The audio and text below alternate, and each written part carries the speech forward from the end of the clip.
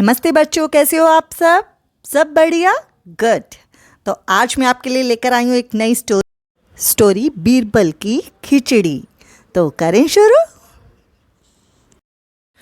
एक दिन बादशाह अकबर ने घोषणा की कि जो भी आदमी सर्दी के इस मौसम में नदी के ठंडे पानी में रात भर खड़ा रहेगा उसे मैं शाही खजाने से पुरस्कृत करूँगा।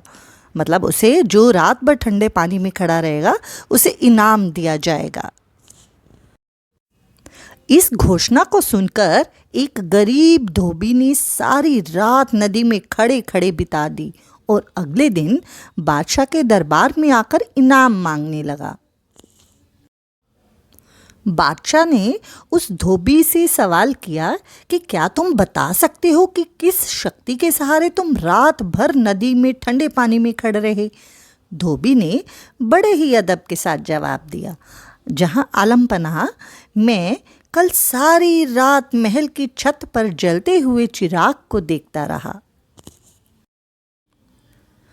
उसी की शक्ति से मैं सारी रात नदी में खड़ा रहा। मैं मतलब जो आपके महल से दूर से लाइट आ रही थी उसको देख के मैं वहीं खड़ा रहा। बादशाह ने उसका जवाब सुन के कहा कि इसका मतलब तो यह हुआ कि महल की रोशनी की आंच की गर्मी के कारण तुम सारी रात पानी में खड़े रहे, इसलिए तुम इनाम के सच्चे हकदार नहीं हो सकते।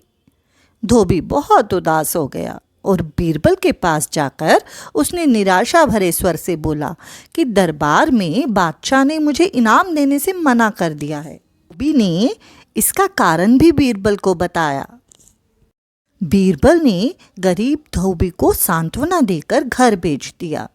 बादशाह ने अगले दिन बीरबल को दरबार में न पाकर एक खादिम को उन्हें बुलाने के लिए भेजा। उसने अपना एक सिपाही भेजा कि जाकर बीरबल को बुला के लेकर आओ। खादिम ने उन्हें आकर सूचना दी। बीरबल ने कहा है कि जब उनकी खिचड़ी पूरी तरह से पक जाएगी तभी वह दरबार में आ सकेंगे। बादशाह को यह सुनकर बहुत ही अचरज हुआ। वह अपने दरबारियों के साथ बीरबल के घर पहुंचे। वहां उन्होंने देखा कि दो लंबे बांसों के ऊपर एक हंडिया में चावल रखकर उसे लटकाया गया है और नीचे जमीन पर आग जल रही है। बादशाह ने तत्काल पूछा, बीरबल, यह क्या तमाशा है? क्या इतनी दूरी पर रखी हुई हंडिया में खिचड़ी पक जाएगी? हुजूर, जरूर पक जाएगी, बीरबल ने उत्तर दिया। कैसे? बादशाह ने कौतूहलवश पूछा।